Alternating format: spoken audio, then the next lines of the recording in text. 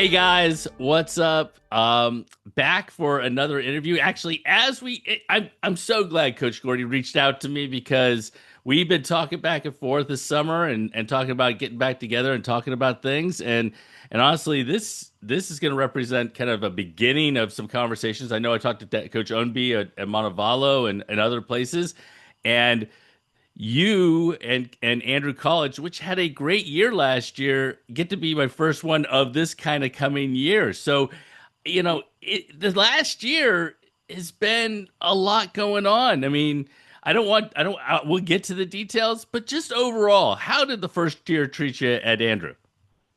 I think we, as a program, are extremely satisfied, about last year's results. And I think the guys coming back and the incoming crop of guys, I think we're just ready to work hard and, see how much better we can be than last year. So if you were doing kind of an evaluation of you and the program from last year, you would have given yourself what grade? And I know you're going to grade yourself hard, but like, what grade would you have given yourself? At 1 through 10, probably a 7. Okay, Kind of a A to F scale, probably a B minus, B plus. okay, all right. Was there one thing particular that you wanted that you thought about that you said, you know what, we're going to do that better this year? Is there one thing that you want to do better this year than last year? Yeah, I mean, I think it's the guys who were in the blood round. We've got to get them on the podium. Yeah, yeah. And there were two, is that right? If I'm Yes, true. So, 157 Riley Brewer, he was in the blood round, and then heavyweight Jabari George was in the blood round. whoo, two former Georgia Hammers there, current Right, Georgia Hammers since they're at your school. But right. all right, so before we get into looking towards this coming year, let's take a look at last year. And for everybody who doesn't know, right, Andrew College, it was your first year last year. You kind of started with a blank slate, and sometimes that's a lot, like there's a lot of uncertainty. You know what I mean? You just don't know kind of how things are going to go, how the kids are going to react to being on campus, those sorts of things. Off the mat, like what has then been that experience like for the kids? And I know you're going to be speaking for them, but what do you think? No, I mean, I think last year's guys, I think, as a coach, it was one of my favorite programs to be a part of. Just the energy, the culture, even outside the room was just high comedy. They love to joke around, play around. No, but then they know whenever it's time to work, we work hard. But, I think the culture of the guys and, just how they bond together and the road trips and, things like that kind of brings us in a tight knit, family oriented, driven type of culture. Very cool. Well, you know what? That translated onto the mat, in my opinion. A first year program. You guys went out and won the Gulf Atlantic District title. You finished in the top 20 nationally at the NJCAA, the National JUCO Championships for people who don't know. Um, but more than that, you I think the thing that impressed me most is you could pull in an Amonte Mills who we're going to talk a little bit about who went on and All American and that sort of thing. But you got 10 guys through to the national tournament. You showed your depth. You showed your depth in a number of different duels throughout the course of the year. What was it like building that depth with the team? Yeah, I think, just our program kind of shows us, you don't necessarily have to be nationally ranked or, the best guy in the state, things like that, to have an opportunity to come here. Whenever I'm out recruiting and things like that, I just want guys to come in and work hard. You know, I could care less how many state titles you've won, things like that. As long as you're driven, want to be here, want to work hard, the journey and the path is going to speak for itself. Yeah, yeah, yeah, yeah. Well, and what I was saying before, as far as the depth and everything else, you look at it, we mentioned Amonte Mills, and Amonte went to a D1 program, came back, and really excelled last year. I think he we finished fourth. Is that right? Yeah, fourth. Yeah, finished fourth. Had an outstanding season in itself, but but beyond Monty, we mentioned Riley Brewer and Jabari George. Jabari George had won a Georgia state title just the year before at heavyweight, I think at Ware County. So you're taking some kids who are who are there on kind of the cusp of that, like that, making it to a big level. And you guys are, it seems like you're giving them a real good opportunity with where you are and helping them kind of take that next step. I think, just like I said, just the opportunity to stay in state, stay close to home, still have an opportunity to compete. Hmm. Academically, the path is perfect for them, help raise the GPA and then send them to their next stop.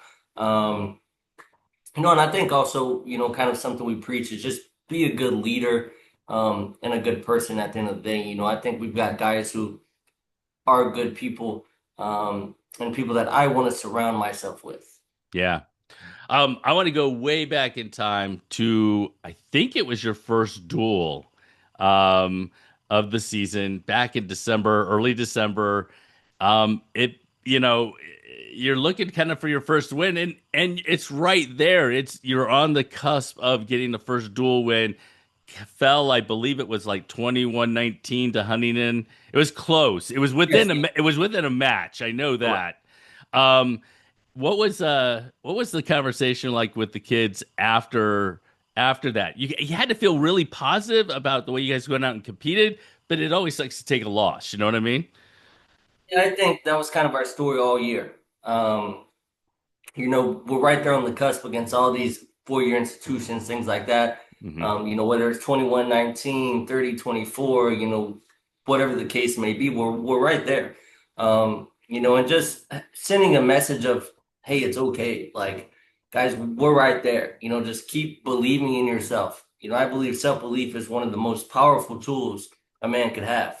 Um, and it's just keep believing, don't let these doubts and failures creep in your mind. Just hey, we lost the duel. That gives us something to get in the practice room tomorrow. So, Yeah. just having that mindset of like, hey, I lost, brush it off, get back in the room, keep getting better, get better, get better. And kind of the message is let's just keep getting better and see how good we can be.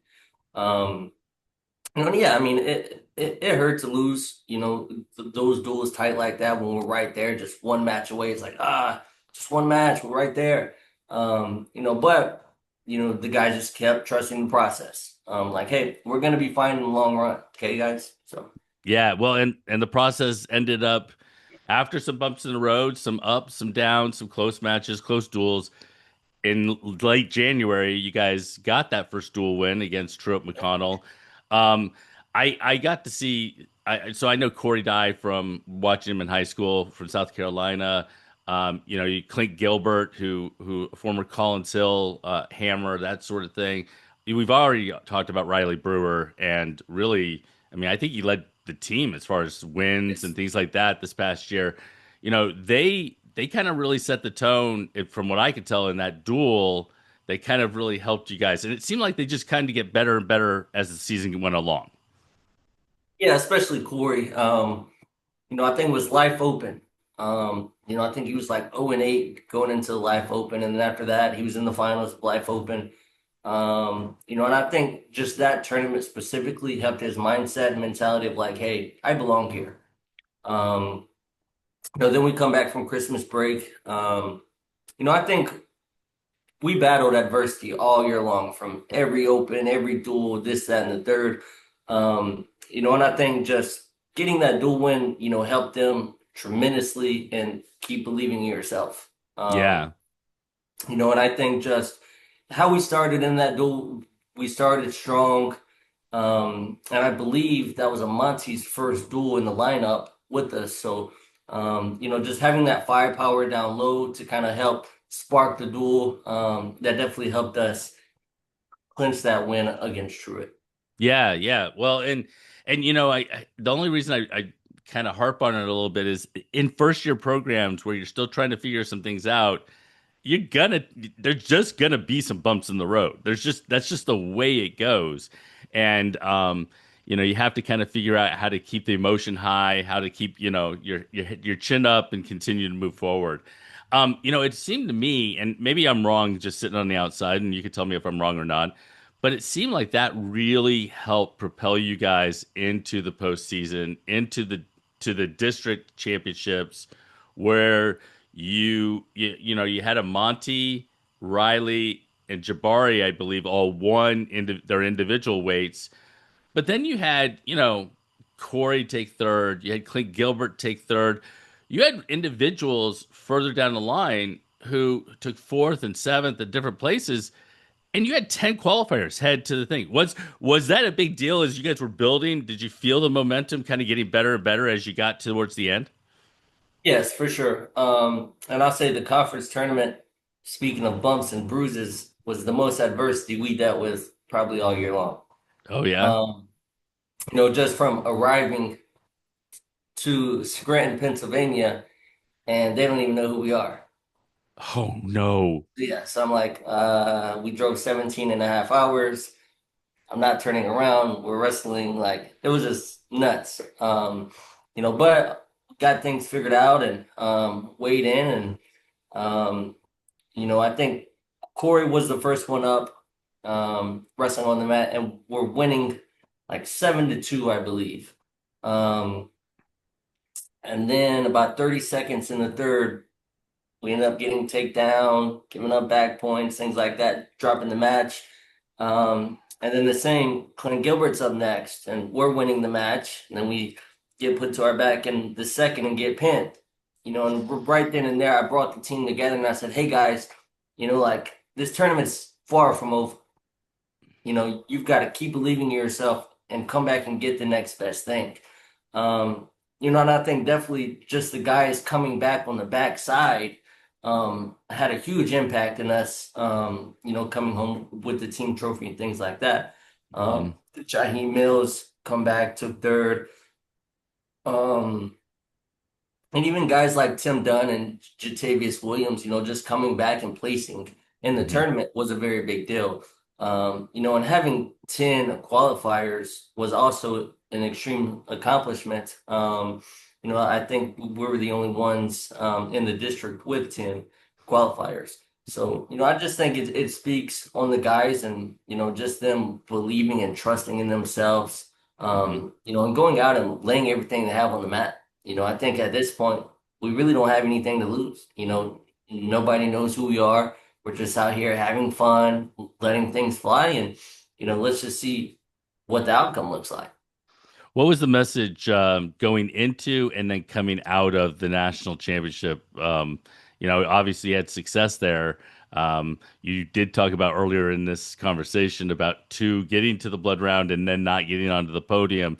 Um, what was the message to go out and have fun, just go out and compete as far as at the beginning, and then at the end, what did you say to him? Right. So going into it, it was everyone's first trip there to the national tournament. Right. I'd been there before to recruit, as I was obviously at a previous four-year institution, but my time as a head coach, it was even my first time in that venue coaching. So everyone was new to it. But basically it was go out there, have fun, let it fly. Who knows what's gonna happen? I think earlier in that tournament, we had a few guys get to the quarters, things like that. And kind of drop out of it. But now I think the guys, coming out of that tournament understand now.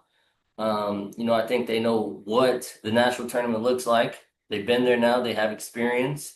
It's a long, grueling, brutal day. Yeah, it You is. know, Yeah, it is.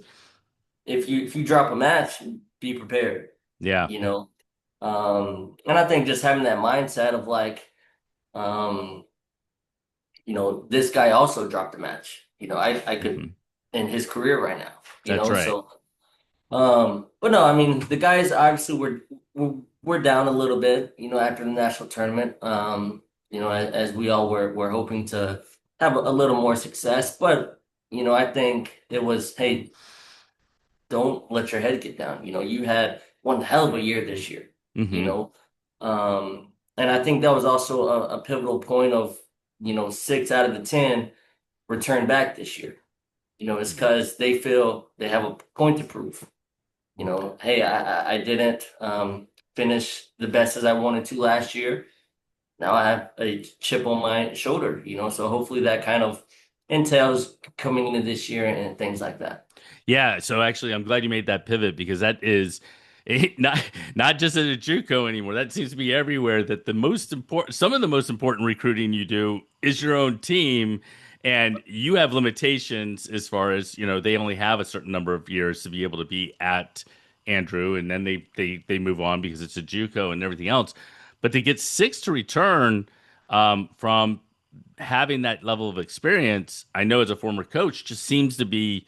I mean, it's gotta have a different feel heading into this year as opposed to last year. Yeah, I think it starts with leadership within the guys. Yeah. And I think that's a big point. As these returners come back, they can help lead and pave the way for the incoming freshmen. Um, I think I'm extremely excited for this year. You know, one of my even big questions as a coach is how good can we be? Hmm. I think we have a lot of talent in the room. It's just going to take the guys coming together, trusting the process, keep getting better, and at the end of the day, let's see how good we honestly can be. Well, you before we jumped on and started recording, you and I had a quick conversation about some of the names that you're bringing in, and I'll be honest with you, as I looked down the roster from last year's group, it was Alabama kids, Georgia kids primarily, Corey Dye from South Carolina, that sort of thing, and you're bringing in a few Georgia Hammers. I don't know if you have another state in there or not. That could have an impact immediately, I think. Yeah, I think there were a few holes in our lineup last year that I, as a coach, had to get figured out coming into this year, Hmm. and kind of made that a big priority in this recruiting class. Um, I think, like I said, we have some talented guys coming in. I think they've just got to learn the ropes, get things figured out, and I think they're going to have very successful careers. Very cool. Well, it's a beautiful combination of past experience, fresh faces in the room. How that all comes together and how that all gels. And what as we look forward to this year, and this is going to be one of my last questions, is I haven't seen a schedule yet, but will we see you guys have a similar kind of schedule with the opens and with some of those 4-year institutions? Will you see some of those JUCOs before the postseason this year? So, our schedule is going to look somewhat familiar, but it's also going to change a little bit. So, our schedule this year will definitely be a gauntlet and a test for Andrew College. Um, and I think it's set up that way to have success in the postseason, and see how good we can be. Um, off the top, we switched a few opens around. We'll be going to the Patriot Open this year, up in Corbin, Kentucky. Hmm. Then we'll have three home duels this year. Oh, awesome. Um, One of them will be St. Thomas NAIA, so that's exciting. We're also dueling Life University. Ooh, that's a big I step think up. correct. I think that'll be good for us. Um, and we're actually doing them in a neutral location. Really? Uh, so yeah, so that'll be at it's the venue where they have the NFC cage fights. I don't know Okay. if you've seen that. I have actually. They have like chandeliers in there and things like that. So I think it'll be a pretty cool environment for us and the guys, and just see, hey, if you want to be at the top level, here it is right here. Yeah. So Well, life has shown that they're at the top level of NAIA. I mean, so man, yeah, you're right. That is a gauntlet. yeah, I think Coach O, the things he's done there is just incredible, especially Mhm. for the state of Georgia. things like that. And lastly, kind of one thing different on our schedule is um, we will be going out to the NJCAA National Duels Oh, um, awesome. January 9th and 10th out in Oklahoma. So, Wow. so Yeah, it's going to be a fun this is going to be a fun season. absolutely. So to answer your question, we will see some JUCOs before the postseason. Yeah. And I think that's one change that I had to figure out. Because I think we got a little starstruck last year at the national tournament. Just everyone's first time, things like that. Um, we haven't seen any other top premier talented JUCO programs. Hmm. So now we actually get to put our hands on these guys before the national tournament. So Well, Coach Gordy, I appreciate you taking the time. Want to wish you guys the best of luck, and honestly, I hope you continue to ping me, through texts and emails and Instagram and everything else, because it looks like it's gonna be a great season. I can't wait to kind of follow you along and see how you guys do. yes, sir. All right, Sounds man. good. Take care. Thanks.